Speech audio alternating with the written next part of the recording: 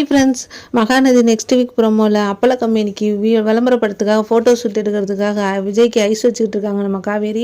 நீங்கள் எந்த ஆங்கிளில் பார்த்தாலும் ஹீரோ மாதிரி இருக்கீங்க சார், சூப்பராக இருக்கீங்க சார், நீங்கள் சிரிக்கிறது எல்லாமே ஸ்டைலாக இருக்குது சார், நீங்கள் விளம்பரம் படம் எடுத்து நடித்து வெளியே மீடியாவில் விட்டிங்கன்னு வச்சுக்கோங்க, நீங்கள் உங்களை விஜய் டிவிலே கூப்பிட்டுக்குவாங்க சார், நீங்கள் அப்படி இருக்கீங்கன்னு சொல்லி எவ்வளோ ஐஸ் வைக்க முடியுமோ விஜய்க்கு ஐஸ் வச்சுக்கிட்டு இருக்காங்க. போதும் போதும் போதும் காவேரி நிறுத்து அப்படின்னு சொல்ல நிப்பாட்டே மாட்டேங்கிறாங்க. அவங்க பாட்டில் சொல்லிக்கிட்டே இருக்காங்க.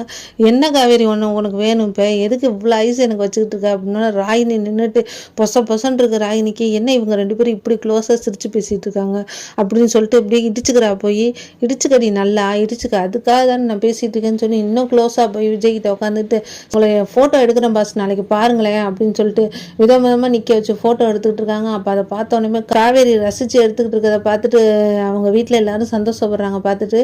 ஆனால் ராகினிக்கு எரியுது. தாத்தாவும் இல்லை வராரு. அவள் மூஞ்ச பார்த்துட்டு உனக்கு இவ்வளோ ஆதங்கமாக இருக்கா, சரி சரி படு இதுக்கு தானே நான் ஆசைப்பட்டேன் அப்படின்ட்டு இருக்கா தாத்தா.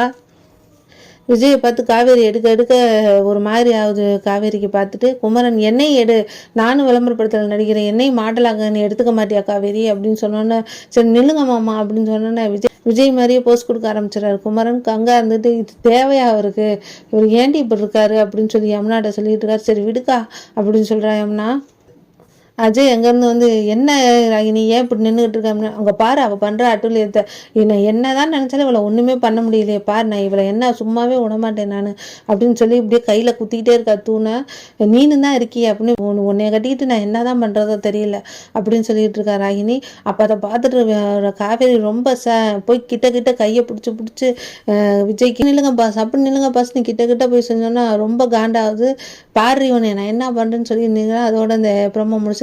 வீடியோ பிடிச்சிருந்தா சப்ஸ்கிரைப் பண்ணுங்கள். தேங்க்யூ.